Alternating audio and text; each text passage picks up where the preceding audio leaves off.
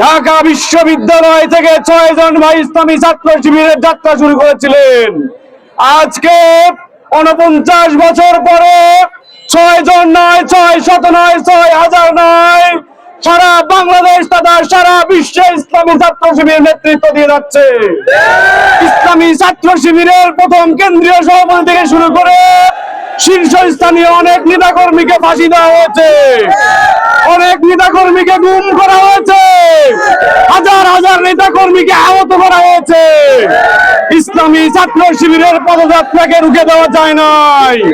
সুতরাং আমরা দায়িত্বহীন কণ্ঠে ঘোষণা দিতে চাই, আবারও যারা ভবিষ্যতে ইসলামকে নিয়ে, ইসলামী আন্দোলনকে নিয়ে, ইসলামী ছাত্র শিবিরকে নিয়ে ষড়যন্ত্র করবে, কোন ষড়যন্ত্র টিকবে না।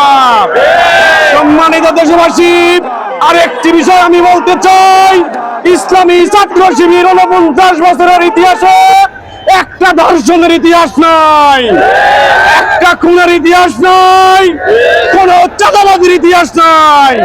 সুতরাং ইসলাম ছাত্র ভাইদের প্রতি উদাত্ত আহ্বান, ইসলামী ছাত্র শিবিরের পতাকা দলে আপনারা চলে আসবেন।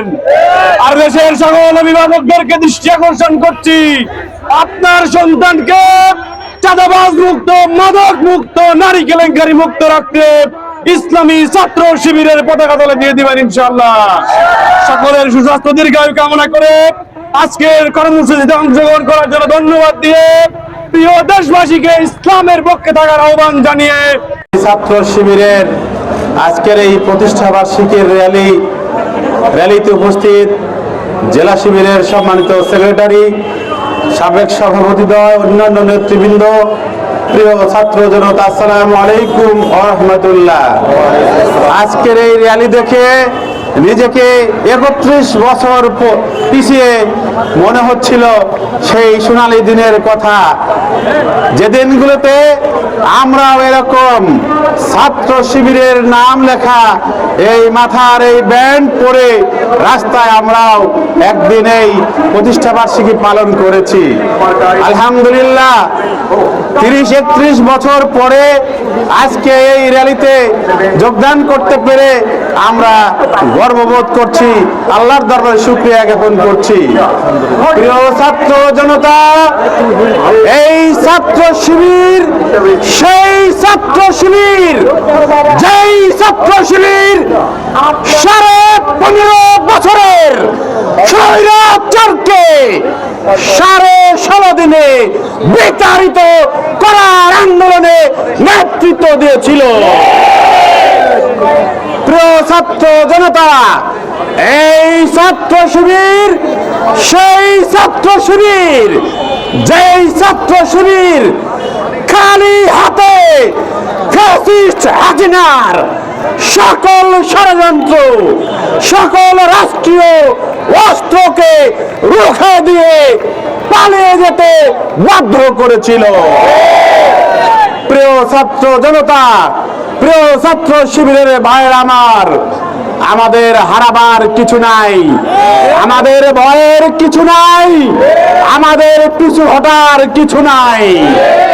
আমরা আল্লাহ রসুলের সৈনিক, আমরা বদরের সৈনিক, আমরা উহুদের সৈনিক। আমাদের জন্মই হয়েছে শাহাদাতের মৃত্যুর জন্য। আমাদের ওসমান হাদিকে হত্যা করা হয়েছে, আজকে গুলি চালিয়ে তার অনুসারীদেরকে গুলিবিদ্ধ করা হয়েছে। আমরা এগুলোর পরোয়া করি না। ইসলামী ছাত্র শিবির আগামী 12ই ফেব্রুয়ারি দেখিয়ে দেবে এদেশে অবাধ, সুষ্ঠু, নিরপেক্ষ নির্বাচনের মধ্য দিয়ে জুলাই শহীদ সহ সকল শহীদের রক্তের বদলা নেওয়া হবে। প্রিয় ছাত্র জনতা, এই জন্য আমাদেরকে প্রস্তুত থাকতে হবে।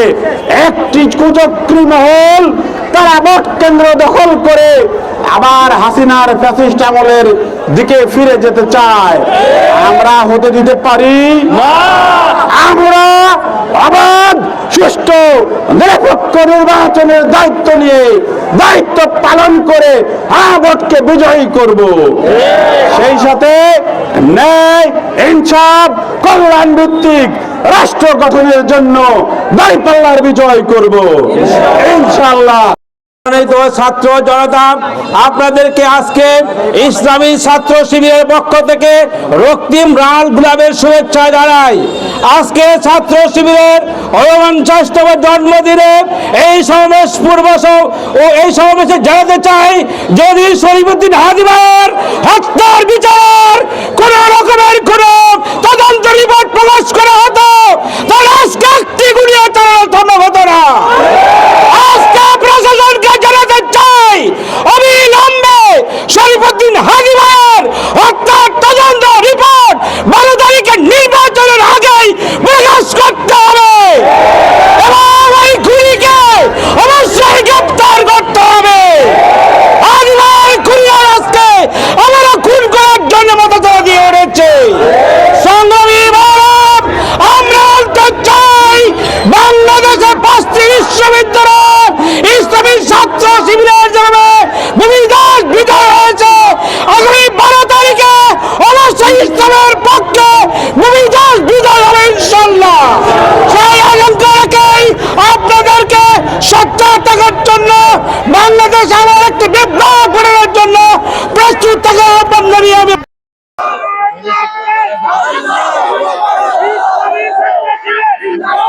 أعوذ بالله من الشيطان الرجيم بسم الله الرحمن الرحيم رب اشرح لي صدري ويسر لي أمري واحلل عقدة من لساني يفقهوا قولي স্বাধীনতার সার্বভৌমত্ব অতন্ত্র প্রহরী এখন পর্যন্ত 50 বছরের শেষ প্রান্তে এসে আমরা আমাদের 2 জন ভাইকে এখনো কোন অবস্থায় রয়েছে। আমরা বলতে চাই, তারা যদি বেঁচে থাকে তাহলে তাদের খবর আমাদেরকে, তাদের খোঁজ আমাদেরকে দিয়ে দিন। যদি তাদেরকে মেরে ফেলেন তাহলে তাদের কবরের ঠিকানা আমাদেরকে দিন। এই উপস্থিতি এখানে